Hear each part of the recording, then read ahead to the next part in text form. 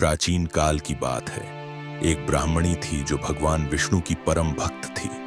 वह नियमित रूप से व्रत, जप और तप करती थी तथा कठोर नियमों का पालन करती थी। लेकिन एक बड़ी कमी उसमें थी, वह कभी किसी वस्तु का दान नहीं करती थी। एक दिन भगवान विष्णु ने उसकी परीक्षा लेने के लिए एक भिक्षुक का रूप धारण किया और उसके द्वार पर भिक्षा मांगी।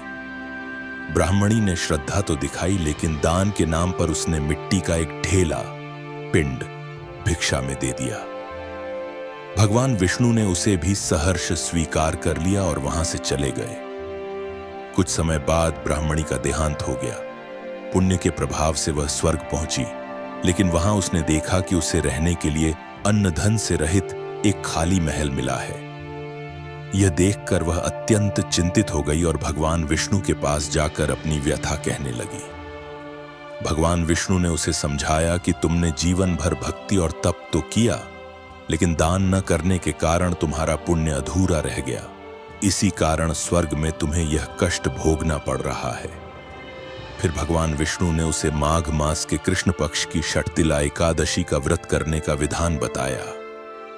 उन्होंने कहा कि इस दिन तिल के 6 पवित्र प्रयोग करने से अधूरा पुण्य पूर्ण हो जाता है। भगवान ने उसे बताया, तिल मिश्रित जल से स्नान, तिल का उबटन लगाना, तिल से बना भोजन ग्रहण करना, हवन में तिल की आहुति देना, तिल से तर्पण करना, तिल का दान करना।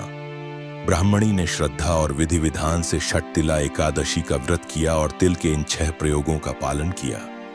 इस व्रत के प्रभाव से उसका महल धन धान्य से परिपूर्ण हो गया और उसे दिव्य सुख की प्राप्ति हुई। अंततः ब्राह्मणी को बैकुंठ लोक में स्थान मिला, जहां वह भगवान विष्णु की कृपा से सुख और शांति का अनुभव करने लगी। यह कथा सिखाती है कि केवल व्रत और तप ही नहीं, बल्कि दान और सेवा भी भक्ति का अनिवार्य अंग है। षटतिला एकादशी का व्रत करने से सभी पापों का नाश होता है, जीवन में सुख समृद्धि आती है और अंत में मोक्ष की प्राप्ति होती है। तिल का दान करने से भक्त को बैकुंठ लोक में हजारों वर्षों तक सुख मिलता है।